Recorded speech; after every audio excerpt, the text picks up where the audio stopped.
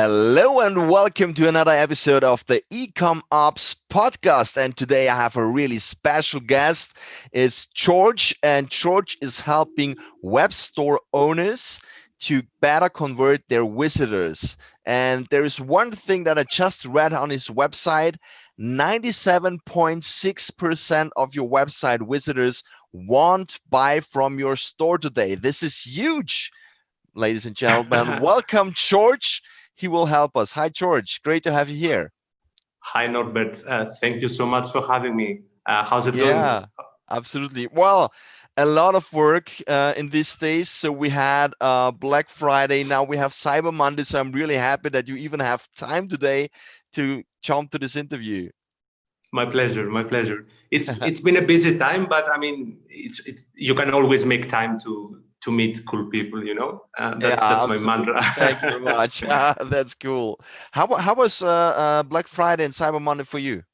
Did you have a lot to do with the customers? I worked on a fairly long Black Friday launch, which is finishing today, Cyber Monday.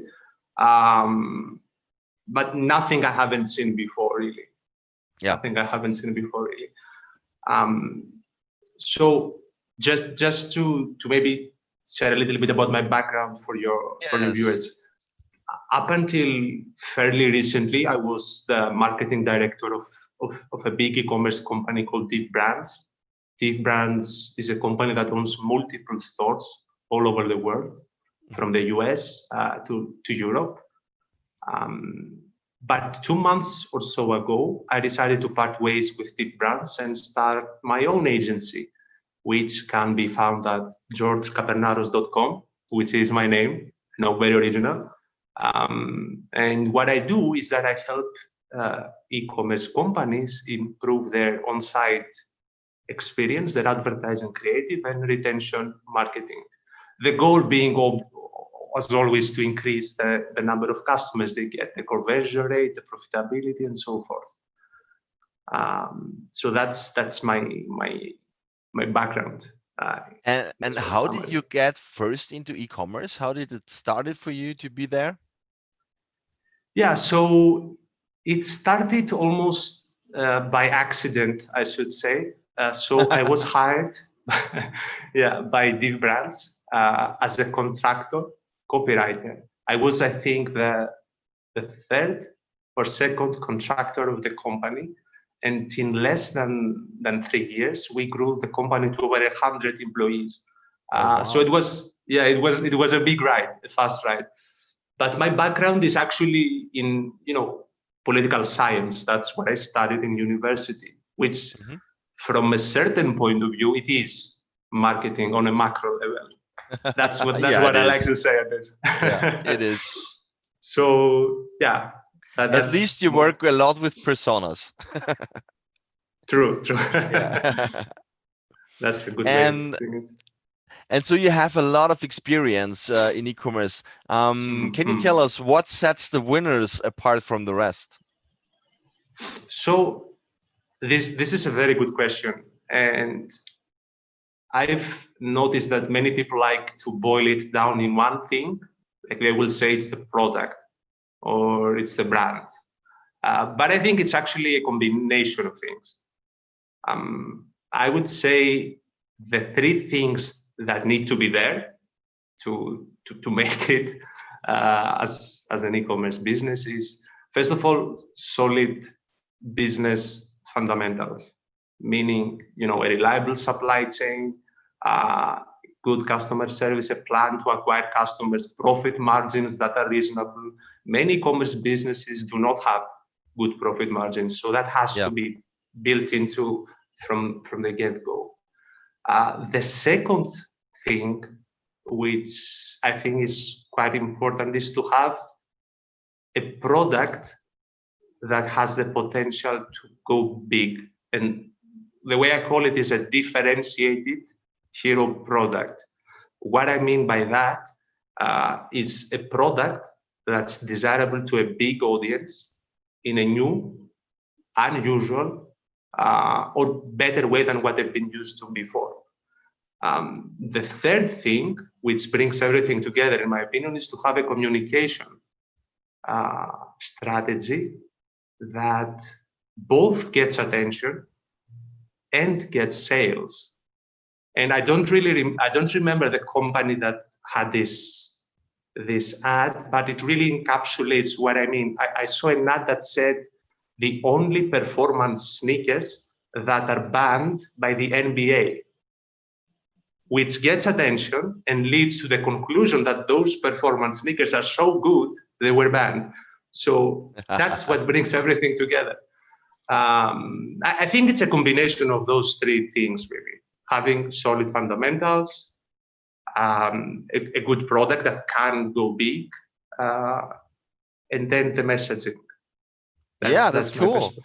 What can all those drop shippers then do? So this is really a perfect strategy for a good new product, of course.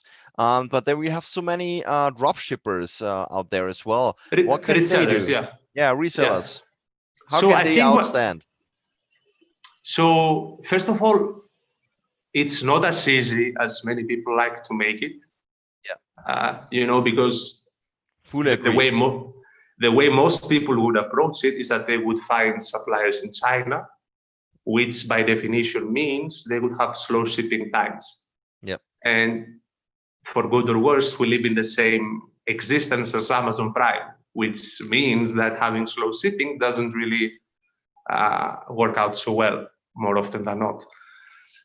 But I think what I said more or less applies to the reseller model as well. There are, I think, good products that haven't been promoted in not intelligent, but in an effective way yet. So even if you do not create your own product, there are still opportunities to be found. And the way I would, like if I was starting from scratch, this is the advice I would give to somebody. I would see an opportunity that's proven in one geography, for example, the US, and I would try to apply that in a different geography, for example, in Europe. That's a way to decrease the risk because it has already been pre-proven in a way. So that's what I would do, and what I would say to dropshippers. Okay, cool. Thank you. Operationally, what should be the biggest focus for an e-commerce business leader?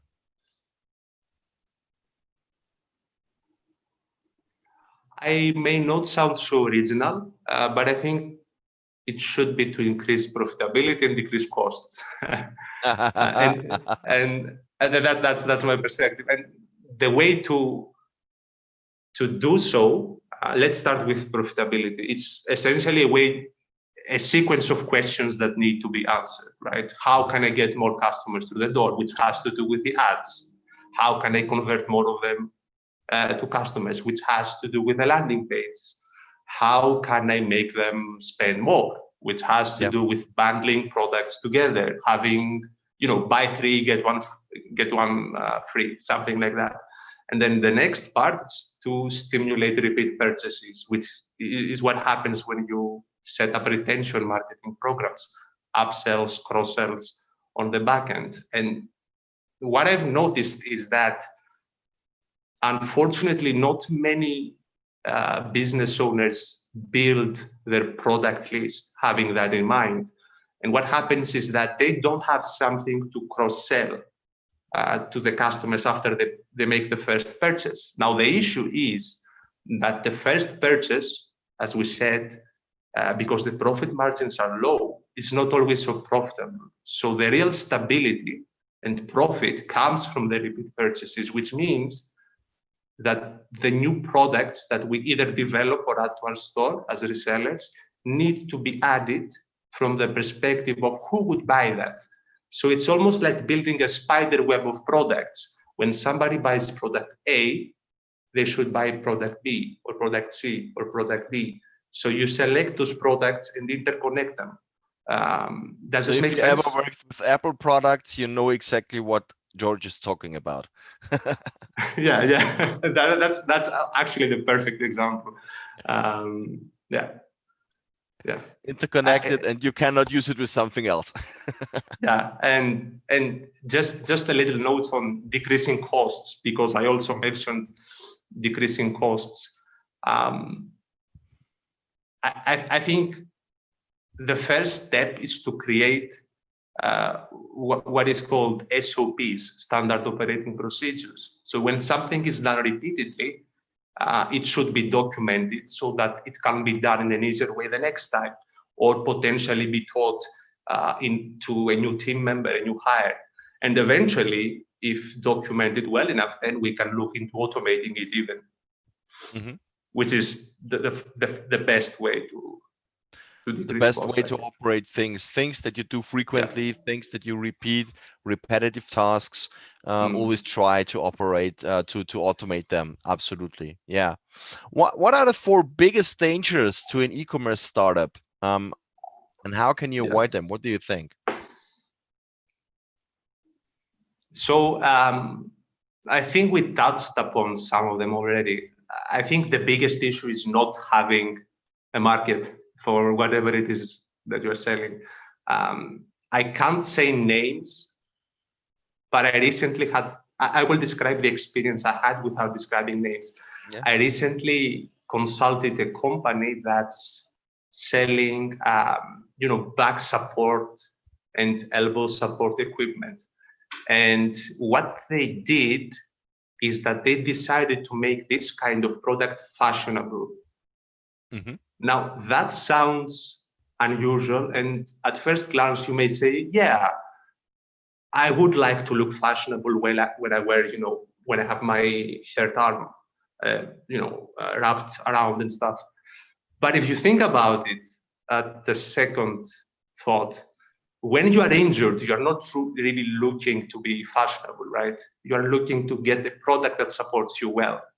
So Yeah. what this did is that it increased the cost of actually producing those products without allowing them to increase the price, because the higher price comes with a medical positioning, which Hmm. means that they essentially decrease their profit margin. And I don't think they had any indication to pursue that path, but unfortunately they did. So the cure to not having a market for your product is to change the business, really. That you shouldn't pursue a dead end.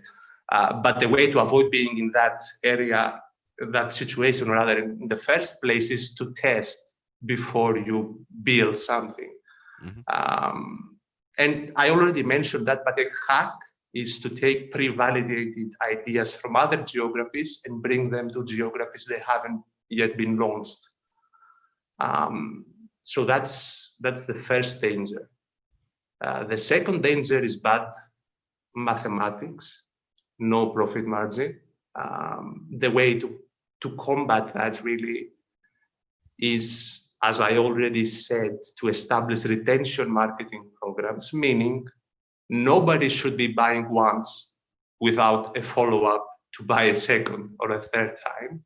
And the way to do that, the most obvious rather way to do that would be through email, but it doesn't have to be email. It can be a number of things. It can be text messages, SMS. It can be WhatsApp. It can be Messenger. It can be all sorts of.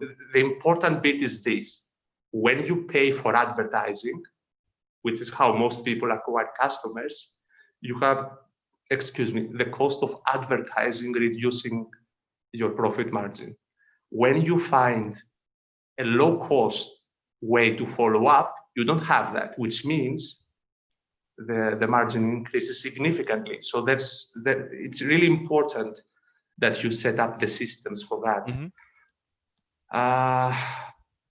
I'm rambling a bit, I'm sorry. What was the, yeah, so the third, um, the third issue is to have an unreliable supply chain. Yeah.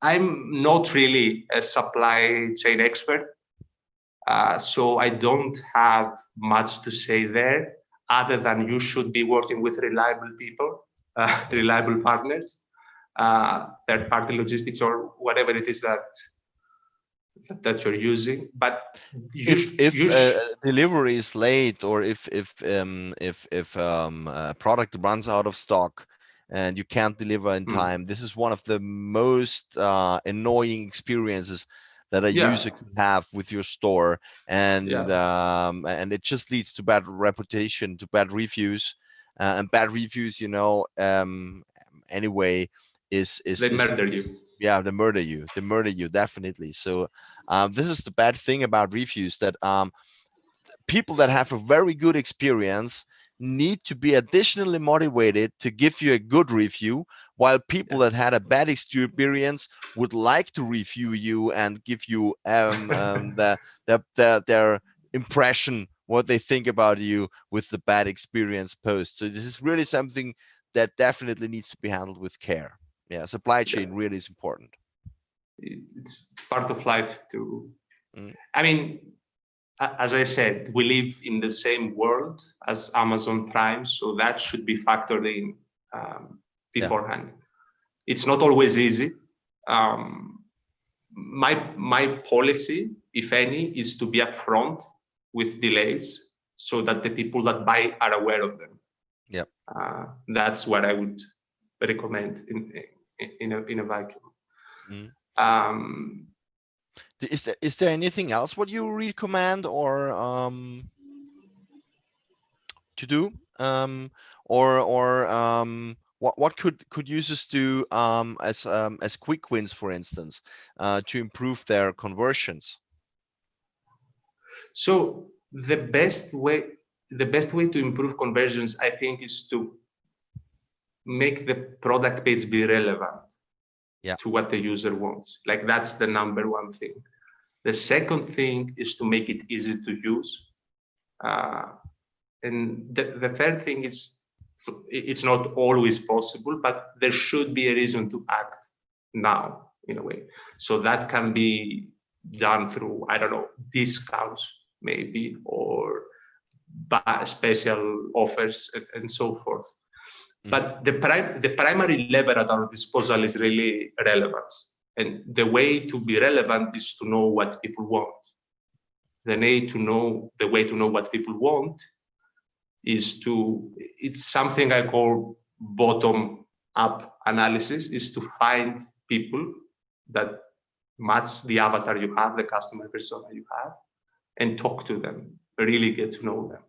You can have reviews or forums, and read what people say online as a proxy to that. But it's always better if you talk to people. One interview in my book is worth 100 surveys. That's my perspective. That's cool. And in terms of conversions, I often hear about A/B split testing and button colors and text size. Yeah, is this really relevant for a startup, or does the color of the button really matter in these times?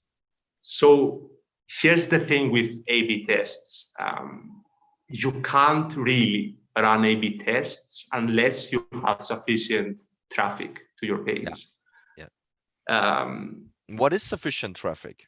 How much people do I need to really to really make Depends. It depends on the conversion goal you're testing for. If it's purchases, then you will probably need a lot of traffic. If it's something simpler, like I don't know, testing whether people would scroll after a certain point, that's kind of easier to get. So it all depends, really. That doesn't mean that small companies can't test things. In fact, I think they should be testing things, but they will have, almost by definition, to be slightly less scientific about it. You can draw macro conclusions, generally speaking, but you can't point down the exact element that affected the change when you don't have sufficient traffic to run tests. And obviously, this is even more true when it comes to things like multivariate tests, which change multiple things at the same time. An A/B test usually changes two things. Yeah. So the button color matters, but only if you have enough people to test it out. Yeah, not quite my point, unfortunately.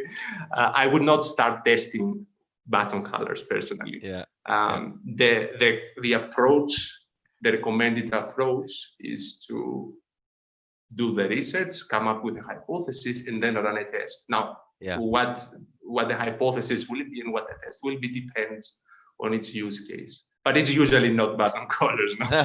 Yeah, got you.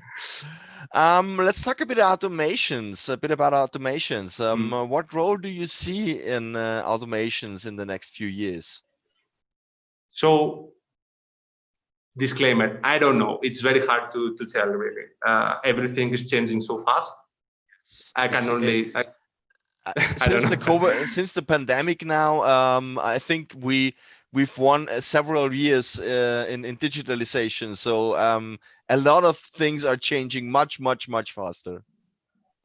Unbelievably true, especially in a country like Greece, let me tell you. Yeah, yeah. I'm from Greece. Um, Oh, so it's the same here I, in Austria. So don't worry. I, I will make some fairly broad predictions, but again, I'm just guessing now.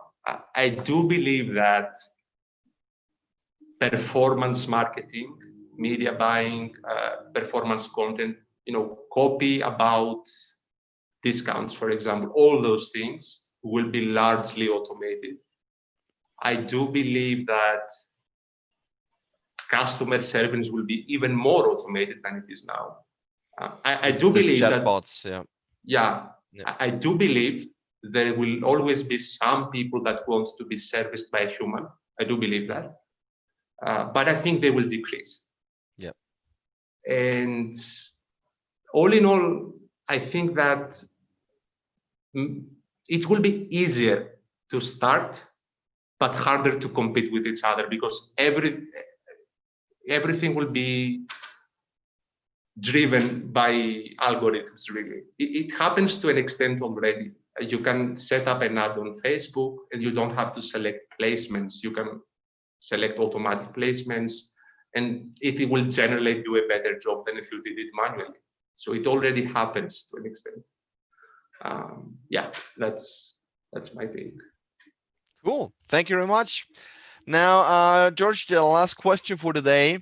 Um, who has taught you the most about e-commerce in your career? Mm.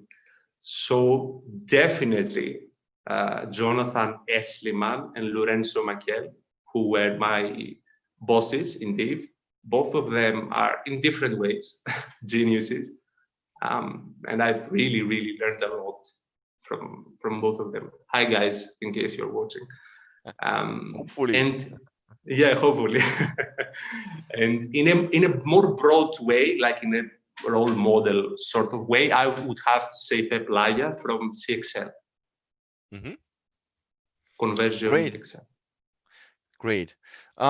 Yeah, it was really awesome to speak with you, George. Thank you very much. I took out a few points. So it's something that is I think very generally spoken, but of course the store owners should have a unique product or at least unique Mm, selling points. It mm, doesn't matter if it's an e-commerce business or just a business that is selling something or even a service.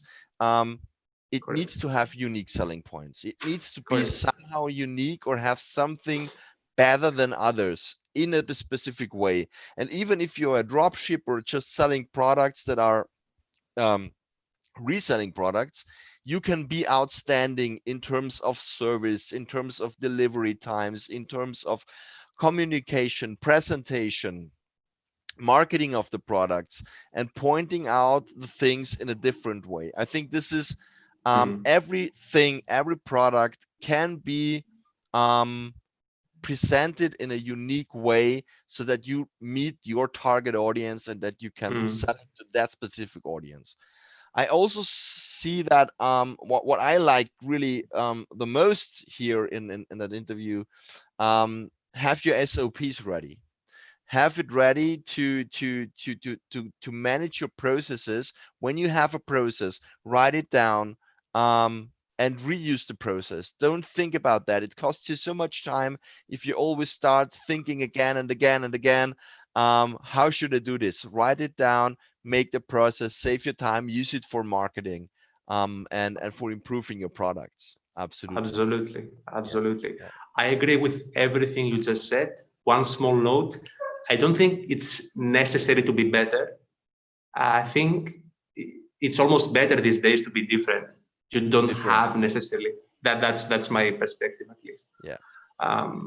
It was great talking to you though, Yeah. Norbert. Thank I you. really enjoyed our talk. Thank you. Thank you very Um, much, George. Yeah. And don't forget to sign up for the next episodes. Just hit the like button, and happy to talk to you soon. Bye bye. I'm like, bye bye.